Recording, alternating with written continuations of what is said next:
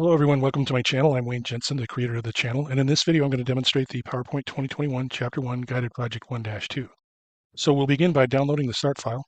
So click on the start file link here, and that'll download the start file, and we can open that up. And once that's opened, we can click on the Enable Editing button. And then we're going to minimize that for just a second. So I'm going to click on the Minimize button there. And you'll notice that there are 3 steps to your project. There's the first step is to download the start file and the resources, and we'll finish downloading the resources in just a minute. And then once we're done making all the changes in our instructions here, then we'll be able to save the completed file and then upload it by clicking on this Upload My File button. And then finally, we'll click on the Grade My File button, or that'll be actually happen when we upload the file.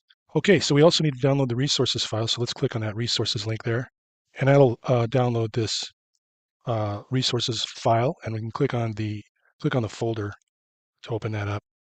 And then if we double click on that zip file and then click on it again, we'll get these 2 resource files.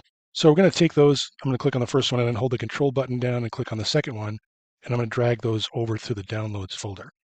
Now when we go to the downloads folder, we can see we've got our start file here, which is this one here, and then we've got the 2 resource files that were in that zip file. So now they're readily available for us to use. Okay, so let's scroll down to the instructions here. We've already opened the start file and clicked on the Enable Editing button, if that Enable Editing button comes up. And then we're going to, we don't have to worry about renaming the file because it was automatically renamed with your first and last name appended to the file name. And then instruction 2, we're going to change the bullets for additional emphasis. So we're going to display slide 2 and select the bulleted list. So to display slide 2, we'll go to our navigation pane and just click on that slide 2 there. And then once that's displayed, we're going to click on the bulleted list. You can click anywhere on the list there. And then click the bullets drop-down arrow on the Home tab paragraph group. So here, Home tab in the paragraph group, the drop-down button for the bullets. And we're going to select the bullets and numbering to open that list. So click on the bullets and numbering. And then we're going to change the size to 80% of text. So right here, change the size to 80%. You can just type the 80 in there. And then we're going to click the color button and change the color to orange accent 6. So right here, orange accent 6, which is the last color in the first row. There we go. And then I'm going to click the Customize button to open the symbol dialog box. So right here, Customize. And that opens up this symbol dialog box. And we're going to scroll down the font list and select Wingdings 3. So scroll down until we find Wingdings 3. Oh, right here. Scroll down until we find Wingdings 3. It's going to be way down at the end. Okay, there it is, right there, Wingdings 3. And then select the black right pointing pointer, character code 117. So if we type 117 for the character code here, it'll click on that right pointing arrow, or right pointing pointer, and then click OK. And then click OK to close the bullets and numbering dialog box. And you can see it was changed to OK. So here's the problem. I only had that first line selected. So we need to click on this bulleted list placeholder and then go back up here and do the same thing, unfortunately. Click on the bullets and numbering. This is just a good way to review it, I guess. So change this to 80%. Okay. Just change this to 80%. You may have to select one of these bullets, then change the color to the orange accent 6. And then we're going to click on the Customize, and we're going to go up here and select the Wingdings.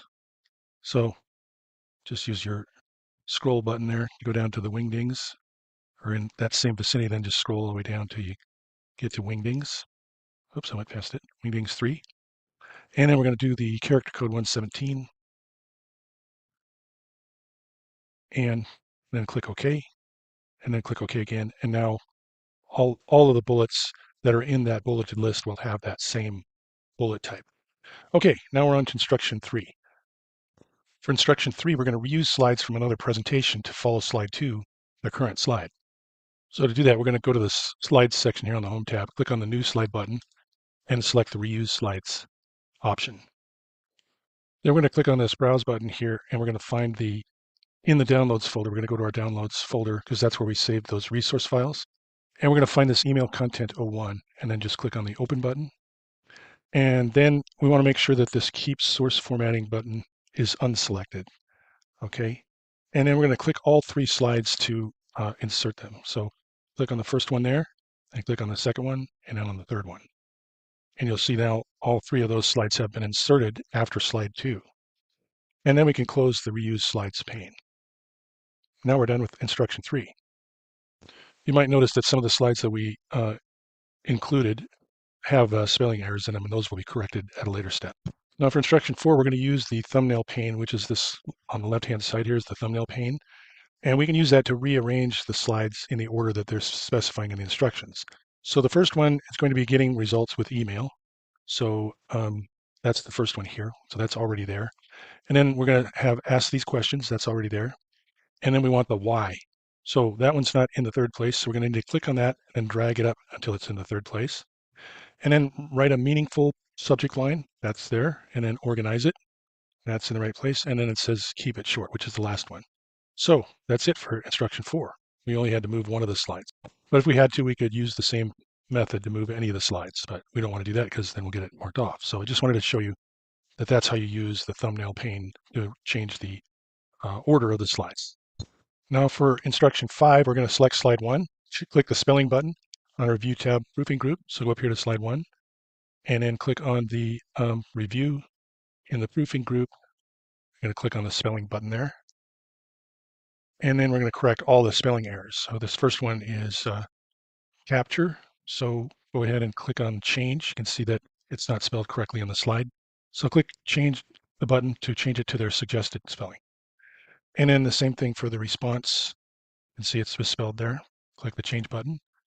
And again, with separate, just click the change button and receive, change, and careless. Oh, and then also organized. And you can see now it's complete. So then click OK. And then it says to close the design ideas pane if it opens, but that didn't happen in our case, so we're good. And we're on to instruction 6. For instruction 6, we're going to use the Format Painter to change the list bullets. So we're going to display slide 2 and select the body placeholder right here. So make sure that this placeholder is selected. If it's not selected, you can see it'll be a dotted line. You can barely see it in the video possibly, but just click on the line there to make sure that that placeholder is selected. And then we're going to double click the Format Painter button. So go up here to the Home tab, and the Format Painter is this button that looks like a paintbrush. We're going to double click it. So if we double click it, then it'll stay active until we click it again. So double click it, and now you can see your cursor is a paintbrush. Okay, and then press the page down and click the list on slide 3. So right here, we're going to do page down. I guess you can do click on slide 3 here, and then click on the bulleted list there, and you can change that. And then we're going to do that for slide 4 and 5 too. So click on slide 4 to select it. And now because we double clicked on the Format Painter, it stays active until we click on that again. And then we're going to do the same thing for slide 5. Okay. And then we're going to press the Escape key to end the formatting, or we can click on the Format Painter button again. So just click on the Format Painter. And now you see it's not grayed out anymore, and our cursor returns to a normal cursor. And then it says changing the bullets for all slides could also be accomplished by using the slide master. Okay. All right, we're not going to worry about that right now.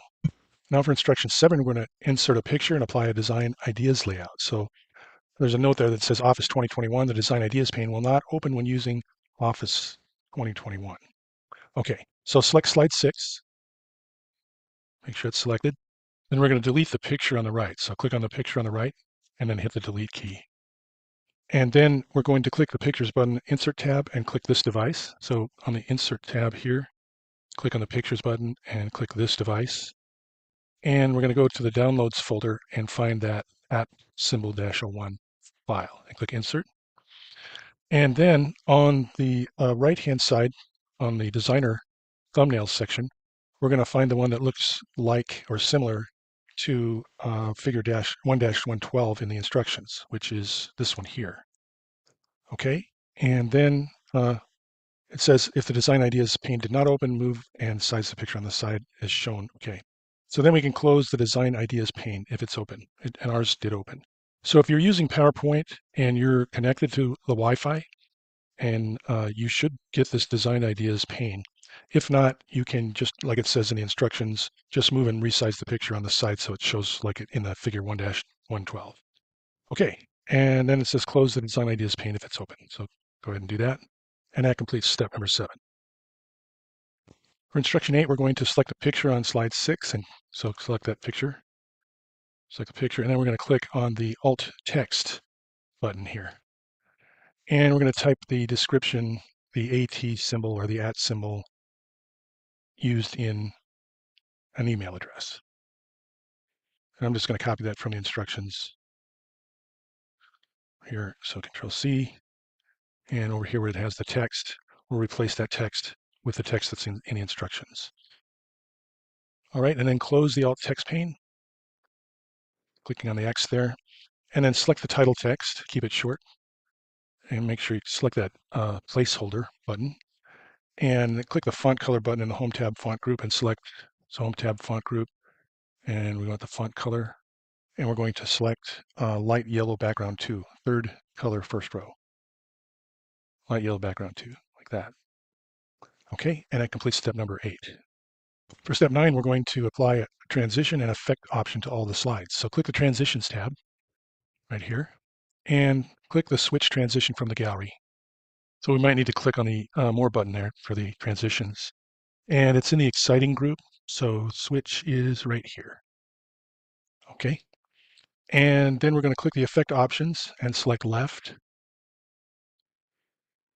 Okay, and then click on the Apply to All in the Timing group, and that'll apply it to all the slides. Okay, and then on instruction 10, we're going to preview the presentation both in slide sorter and slide show views. So click the slide sorter button on the status bar, which is right here.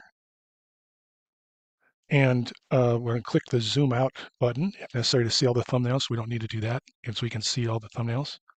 And then click the Control A or select all the slides. So do Control A, and that selects all of the slides. And then click the preview button in the transitions tab. So click transitions and click the preview button here. And you can see it shows all how those transitions will occur on all the slides. Okay, and then select the first slide by clicking on it, and then we're going to click on the slideshow button in the status bar here, which is this button right here. And then that'll show all of the slides if you click through each one, and it'll show the transitions in the slideshow view. And then once you're done, it'll come back to the slide sorter view. Okay, and then we're going to double click slide 1 to open it in normal view. And we're done with step number 10. For instruction 11, we're going to change presentation properties. So we're going to click on the File tab, or File button here. And then from the File, we're going to click on the Info button there. And then we're going to click the Properties button and select the Advanced Properties. And we're going to type the following information in the respective fields. So the first one is getting results with email, which is already there. Then in the next, so we can tab down to the subject line, it's going to be writing. Just type writing in there. And then tab down again and your name. So I'm just going to put my name. You will put your name in there. And honestly, I don't know that it matters what name you put in there, but you have to put a name in there. Okay, and then on the comments, we're going to put this presentation is for a new hire seminar. So I'm just going to copy the instructions or from instructions there. Okay, and I'll backspace to get rid of that additional. Okay, and then click OK to close the properties box. And we're on to instruction 12. For instruction 12, we're going to print slides as a handout. So we're going to click on the print button on the left-hand side here. Click on that print button, and then select the appropriate printer. I don't know that it matters. We're not really going to print it out anyway. And then we're going to change the following settings by clicking the button list arrow for each option. So which slides to print? We're going to go print all slides. So that's already selected. And we're going to, what to print? We're going to put handouts. Okay, so what to print is right here. We're going to go handouts, and we want 6 slides horizontal. 6 slides horizontal, so select that. And we want the print order to be collated. Okay, and then orientation to be portrait. So your print is collated right here. And we want the orientation to be portrait. And we want the color range to be grayscale, which it already is. So grayscale. And then it says click the print button at the top backstage view. Important, print your file only if requested to do by your instructor. We're not going to do that. Okay, and it says skip this step if you're not connected to a printer. So if you don't print it, you're not going to get marked down or anything. Okay, so then we can go back, click on the back button. We're back to our presentation, and we can save and close our presentation, and we're ready to upload our file. So just click on the save button up here, and then close your file, and then we'll upload it. Okay, we saved and closed our file. We're ready to upload it. So we're going to click on the upload my file button, and we need to go to the downloads folder because that's where we download or saved it to, unless you saved it somewhere else. But most likely it'll be here. And it'll be this your name and email results 1. Click open, and then click yes, submit the file, which is step number 3. And hopefully we will get the result we're looking for, which is 100%. And we did. Excellent.